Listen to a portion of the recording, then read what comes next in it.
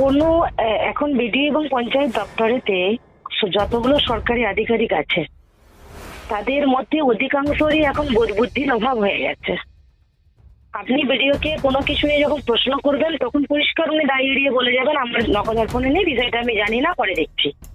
এখন আপনি প্রশ্ন করলে তার উত্তরে এই প্রশ্নের উত্তরটাই আসবে। তো আমার বক্তব্য এই জায়গায়, যারা সরকারি আধিকারিক তারা যদি দায়িত্ব এড়াতে, কর্তব্য এড়াতে, নিজেদের দায়িত্ব অন্যের ঘাড়ে চাপিয়ে দিতে দোষকে বারবার বলে যে জানি না জানি না জানি না, তো তাদের চেয়ারটা আগলে রাখার কোনো প্রয়োজন নেই, এটা আমি মনে করি।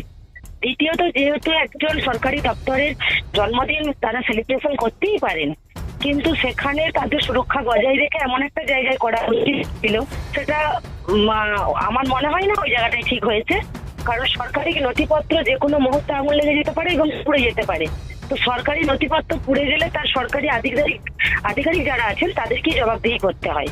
তো তাদের মধ্যে এত উদাসীনতা কোথা থেকে আসে আমি তো সেটাই জানি না। আর এই এত উদাসীনতা নিয়ে কি আমি জানি না, পুরোটাই তো তৃণমূল রাজত্ব সরকার। এই সরকারে এর থেকে ভালো কিছু আশাতে আমরা কিছু রাখি না। এটাই সব থেকে, তৃণমূল সরকারে আমরা আরো কত কি দেখতে হবে তার জন্য অপেক্ষায় রয়েছে। মানে এরা তো এমন কিছু নেই যে জানে না বা করতে পারে না, এদের দ্বারা সবই সম্ভব। হয়েছে মোটামুটি ভালোই, সবাই ছিল মোটামুটি, সবাই আনন্দ করেই করলো। কে কে ছিল? বিডিও সাহেব ছিল, জয়নপুর সাহেব ছিল, সভাপতি সাহেব ছিল, আমাদের সব অফিসাররা ছিল, স্টাফেরা ছিল। তাহলে আপনার পুরো নামটা প্রশান্ত বাগ, তাই তো? হ্যাঁ। যান, এটা কত বছরে পা দিলেন? 78 জন্ম, হিসেব করুন এবার, মনে নেই আমার। 78। দেখো, সরকারি নথিপত্র যেখানে আছে সেখানে মোমবাতি জ্বালিয়ে, যে বিষয়টা আজকে আমাদের একজন স্টাফের জন্মদিন ছিল, সেখানে আমরা খুব সতর্কতার সাথে তার জন্মদিন আমরা সেলিব্রেট করেছি।